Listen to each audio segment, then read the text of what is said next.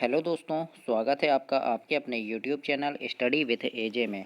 इसमें आज की वीडियो में मैं आपके लिए लेकर के आया हूं आपकी 8 ग्रेड अभ्यास पुस्तिका, जो आपकी पर्यावरण विषय की है, कक्षा 5वीं के बच्चों के लिए है। और इसमें काफ़ी सारे बदलाव किए गए हैं, तो उन बदले हुए प्रश्नों के साथ आज इसमें हम देखेंगे आपकी नई वाली वर्कबुक जो आई है इसमें। और इसमें जो दोस्तों 21 से लेकर के 23 पार्ट, मतलब 21, 22 और 23, ये 3 पार्ट एक ही वीडियो में मैं आपके लिए लेकर के आया हूँ। तो आइए हम इसमें सबसे पहले शुरू करेंगे पाठ 21, जिसमें दिया गया है किसकी झलक किसकी छाप। इसमें किस प्रकार के प्रश्न दिए गए हैं आपके लिए, कौन कौन से प्रश्न इसमें काफ़ी ज़्यादा महत्वपूर्ण हैं, उन प्रश्नों को हम देखेंगे। और सभी प्रश्नों के प्रश्नोत्तर इसमें मैं आपको लिखवाऊंगा। आइए देखते हैं बहुविकल्पीय प्रश्न में। सबसे पहला प्रश्न है, सही विकल्प चुनकर लिखिए।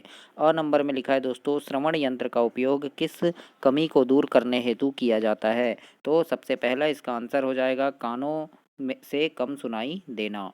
ब नंबर में है, पोलियो के इलाज के लिए कौन सा स्लोगन है। तो इसका स्लोगन है दोस्तों, 2 बूंद जिंदगी की। ये आपका सही आंसर होगा। इसके बाद स नंबर में देखेंगे, इसमें लिखा है मेंडल ने मठ के बगीचे में किन पौधे पर प्रयोग किए थे। तो इन्होंने मटर के पौधे पर किए थे, तो इसमें दूसरा आपका सही आंसर हो जाएगा। दोस्तों वीडियो को लाइक ज़रूर करना। आपके लिए सारी वर्कबुक मैंने इसमें कंप्लीट करवा दिया है, हिंदी, अंग्रेजी, गणित और पर्यावरण सब पूरी कंप्लीट हो जाएगी।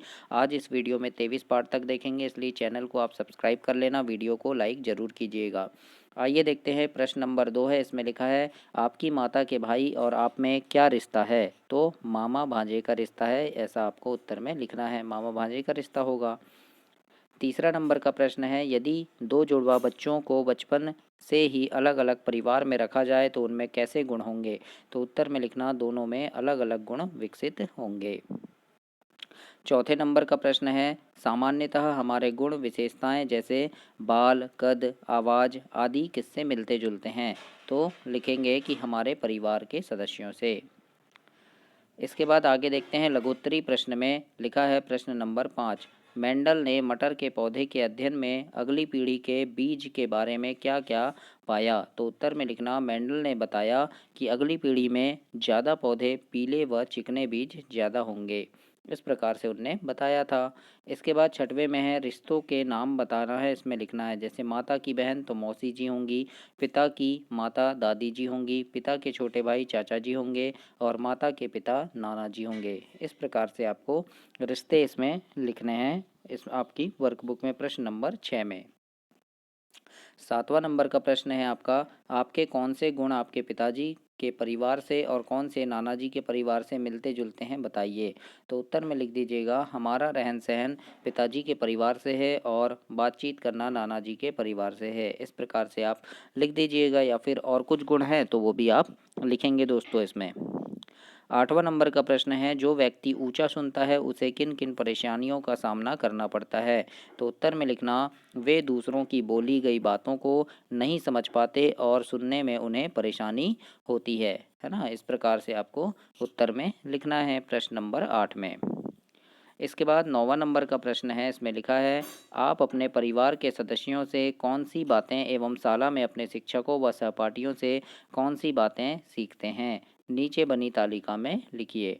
तो परिवार के सदस्यों से जैसे यहाँ है खाना पीना, रहन सहन, पारिवारिक संस्कार और अनौपचारिक शिक्षा, इस प्रकार से आप लिख सकते हैं। और शिक्षक और सहपाठियों से तो इस वाले डिब्बे में आप पढ़ना लिखना, भाषा बोलना, शिक्षा एवं नवाचार, औपचारिक शिक्षा, इस प्रकार से आप यहाँ पर लिख सकते हैं। तो ऐसे आपको प्रश्न नंबर 9 में लिखना है दोस्तों। इसके बाद 10वां नंबर का प्रश्न है, इसमें लिखा है, दिव्यांगजनों को किन किन परेशानियों का सामना करना पड़ता है, हमें उनके साथ कैसा व्यवहार करना चाहिए। तो उत्तर में लिखना, दिव्यांगजनों को बोलने, चलने, सुनने में परेशानी होती है, हमें दिव्यांगजनों के साथ सरल एवं सकारात्मक व्यवहार करना चाहिए। इस प्रकार से आपको प्रश्न नंबर 10 के उत्तर में लिखना है। इसके बाद आगे देखेंगे पाठ 22, फिर चला काफिला, इसके बारे में पढ़ेंगे। इसमें बहुविकल्पीय प्रश्न में सबसे पहला अ नंबर का प्रश्न है, रोजगार की तलाश में कुछ परिवार अपना घर छोड़ दूसरी जगह चले जाते हैं, उसे हम क्या कहते हैं। तो उसे कहते हैं दोस्तों पलायन। तो ये आपका सही उत्तर हो जाएगा। उसके बाद ब नंबर में है कर्ज वसूलने का कार्य कौन करता है, तो ये मुकद्दम जो होते हैं वो करते हैं। तो यहाँ पर पहला नंबर आपका सही उत्तर होगा। स नंबर में लिखा है धनु का परिवार शक्कर के कारखाने के पास खेत में रहता था।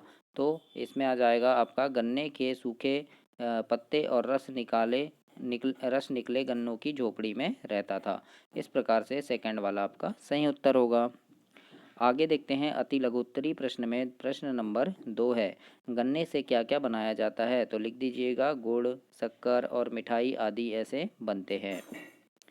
तीसरे नंबर में है दोस्तों, जब कुछ माह बारिश नहीं होती और खेतों में काम नहीं मिलता तब धनु के गांव के लोग कैसे गुजारा करते हैं, तो उत्तर में लिखना कर्ज लेते हैं और उसे चुकाने के लिए मुकद्दम के घर में काम भी करते हैं। इस प्रकार से आपको प्रश्न नंबर 3 में लिखना है। चौथे नंबर का प्रश्न है धनु के परिवार में दशहरे के त्यौहार पर कौन सा व्यंजन बनाया जाता है, तो लिखना पूरन पोली, तीखी कढ़ी और गुड़ आदि। इस प्रकार से आप लिख देंगे। लघुत्तरी प्रश्न में पाँचवें नंबर का प्रश्न है, जब कोई परिवार अपने जीवन यापन के लिए बार बार बाहर जाता है तो बच्चों की पढ़ाई पर क्या प्रभाव पड़ता है, तो उत्तर में लिखना बच्चे नियमित रूप से विद्यालय नहीं जा सकते, इससे वे पढ़ाई में भी पिछड़ जाते हैं। इस प्रकार से आपको पाँचवें नंबर के प्रश्न के उत्तर में लिखना है। छठवां नंबर का प्रश्न है गन्ना काटने वाले परिवार खेतों में कैसे रहते हैं, तो उत्तर में लिखिएगा वे लोग गन्ने के खेत और शक्कर के कारखानों के पास झोपड़ियां बनाकर रहते हैं। सातवां नंबर का प्रश्न है इसमें आपके ज़िले में मनाए जाने वाले प्रमुख 3 त्योहारों के नाम एवं वे किस माह में आते हैं लिखिए, तो लिखना दीपावली कार्तिक मास, होली जो है मार्च में और दशहरा अक्टूबर में मनाया जाता है। इस प्रकार से आपको 7वें नंबर के उत्तर में लिखना है। प्रश्न नंबर 8 है गन्ने का कारखाने तक पहुंचने का सही क्रम लिखिए, तो लिख देना गन्ने को खेतों में उगाकर फसल तैयार होने के बाद कटाई करके कारखानों में ले जाते हैं। इस प्रकार से लिखिएगा। और दोस्तों आपकी वार्षिक परीक्षा आने वाली है मार्च में, तो वार्षिक परीक्षा के पहले मैं चैनल पे काफ़ी सारे ऐसे प्रश्न लेकर के आता हूँ, प्रश्नों की सीरीज़ लेकर के आता हूँ जिसमें आपकी परीक्षा में पूछे जाने वाले काफ़ी महत्वपूर्ण प्रश्न होते हैं। उनकी वीडियोस लेकर के आता हूँ चैनल पे जो कि सभी विषय के होते हैं। तो उन सभी प्रश्नों को देखने के लिए चैनल को सब्सक्राइब कर लेना ताकि परीक्षा के पहले वो आपको मिल सकें और जैसे ही वो वीडियो डालूँ मैं आपको मिल सके और आप उन्हें पढ़कर काफ़ी अच्छे नंबर परीक्षा में ला सकें। तो उन सारी चीज़ों को देखने के लिए चैनल को सब्सक्राइब ज़रूर कीजिएगा। आइए देखते हैं दीर्घोत्तरी प्रश्न में 9वें नंबर का प्रश्न है, यदि किसी व्यक्ति को नशीले पदार्थ की लत लग जाए तो उसे क्या हानिकारक प्रभाव होंगे। नशे की लत छुड़वाने के लिए आप क्या क्या उपाय करेंगे, तो उसके बाद यहाँ पर उत्तर में लिखना है कि उसका स्वास्थ्य खराब होगा और उसकी शरीर की वृद्धि रुक जाएगी। नशे की लत छुड़वाने के लिए सही सलाह दी जानी चाहिए और नशे से दूर रखना चाहिए। इस प्रकार से आपको प्रश्न नंबर 9वें के उत्तर में लिखना है। 10वें नंबर का प्रश्न है, यदि किसी परिवार को लंबे समय तक काम न मिले तो उन्हें क्या क्या परेशानियां आएगी, तो उत्तर में लिखना उन्हें आर्थिक परेशानी का सामना करना होगा और जीवन यापन करने के लिए उनके पास पैसे भी नहीं रहेंगे, वे मानसिक रूप से अशांत रहेंगे। इस प्रकार से आपको लिखना है। दोस्तों वीडियो अच्छी लग रही हो तो चैनल को ज़रूर से सब्सक्राइब करना, वीडियो को ज़रूर लाइक कीजिएगा और अपने दोस्तों तक भी इसे शेयर ज़रूर कीजिएगा। आइए देखते हैं पाठ 23 मध्य प्रदेश एवं उसकी संपदा, इसके बारे में जानेंगे। इसमें क्या क्या प्रश्न दिए हैं इसको देखेंगे। तो आइए देखते हैं। अ नंबर में लिखा है इसमें मध्य प्रदेश में सबसे अधिक कौन सी फसल होती है, तो इसमें दूसरा सही उत्तर हो जाएगा गेहूं और सोयाबीन। तो इस प्रकार से आपको यहाँ पर लिख देना है। ब नंबर में है दोस्तों कान्हा राष्ट्रीय उद्यान स्थित है, तो ये आएगा दोस्तों मंडला जिले में है, तो चौथा इसमें सही उत्तर हो जाएगा आपका। स नंबर में पूछा है कौन से खनिज से पेंसिल की लीड एवं स्लेट बनती है, तो ये बनती है दोस्तों ग्रेफाइट से, तो पहला नंबर इसमें सही उत्तर होगा आपका। इसमें देखते हैं अब अति लघुत्तरी प्रश्न में प्रश्न नंबर 2 है। इसमें लिखा है दिए गए चित्र को पहचान कर उसका नाम लिखिए तथा यह कहाँ व किस राज्य में स्थित है ये भी लिखना है। तो ये जो चित्र है ये है दोस्तों सांची का स्तूप और ये रायसेन में है और ये मध्य प्रदेश राज्य में है। तो इस प्रकार से आपको लिखना है। प्रश्न नंबर 3 है, इसमें पूछा है किन्हीं दो खाद्यान्न फसलों एवं दो व्यावसायिक फसलों के नाम लिखिए। तो खाद्यान्न फसलों में लिख दीजिएगा गेहूं और चावल, और व्यावसायिक फसलों में लिख देना लहसुन और सोयाबीन। इस प्रकार से आपको लिखना है। चौथे नंबर के प्रश्न में है गाय के दूध को अमृत समान क्यों कहा जाता है। तो उत्तर में लिखना गाय का दूध अधिक पौष्टिक एवं लाभदायक होता है, इसीलिए अमृत समान कहा गया है। लघुत्तरी प्रश्न में पांचवा है, आपके जिले में उगाई जाने वाली रबी और खरीफ की फसलों की सूची बनाइए और तालिका में लिखिए। तो आपके जिले का नाम तो आपका जो भी जिला है यहाँ लिख दीजिएगा। जैसे मैंने जबलपुर लिखा है। रबी की फसल में गेहूँ, चना और सरसों आ जाएंगे। खरीफ की फसल में सोयाबीन, मक्का और मूंगफली आ जाएगा। तो इस प्रकार से आपको लिखना है दोस्तों।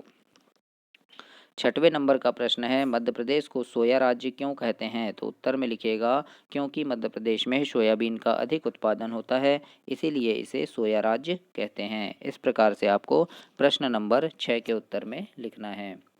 सातवें नंबर का प्रश्न है, इसमें लिखा है खेती और पालतू पशुओं में क्या संबंध है। तो उत्तर में लिखिएगा पालतू पशुओं के लिए हरा एवं सूखा चारा खेती से प्राप्त हो जाता है, इसीलिए घनिष्ठ संबंध है। इस प्रकार से आपको सातवें नंबर के उत्तर में लिखना है। प्रश्न नंबर 8 है, नीचे कुछ खनिजों के का नाम तालिका में दिया है, उसका उपयोग किन किन काम में किया जाता है लिखना है। तो जैसे खनिज है लोहा, तो लोहे का उपयोग लिख देना मकान, रेल पटरी आदि में। तांबा का बिजली के तार आभूषण बनाने में। सोना चांदी आभूषण बनाने में। हीरा अंगूठी व आभूषण जेवर में। और कोयला का उद्योगों में और घरों में। इस प्रकार से आपको 8वें नंबर के प्रश्न के उत्तर में लिखना है। इसके बाद प्रश्न नंबर 9 है, इसमें लिखा है खनिज से आप क्या समझते हैं। 3 खनिज के नाम तथा किस जिले में पाए जाते हैं लिखिए। तो उत्तर में लिखना यहाँ पे कि जो ज़मीन के अंदर खदानों से प्राप्त होते हैं उसे खनिज कहते हैं। जैसे हीरा जो है वो पन्ना जिले में मिलता है, तांबा बालाघाट जिले में मिलता है और चूना पत्थर कटनी जिले में मिलता है। इस प्रकार से आपको प्रश्न नंबर 9 में लिखना है।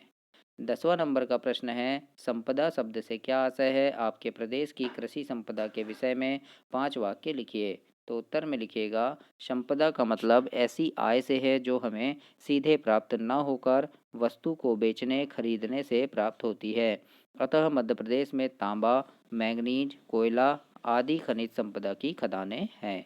इस प्रकार से आपको प्रश्न नंबर 10 में लिखना है। और इसी के साथ आपका पाठ 23 समाप्त हुआ दोस्तों, और आपकी पर्यावरण की वर्कबुक भी समाप्त हो गई है। और इसी तरह मैंने आपकी सारी वर्कबुक कंप्लीट करवा दिया है, हिंदी की, अंग्रेजी की, पर्यावरण की और गणित की।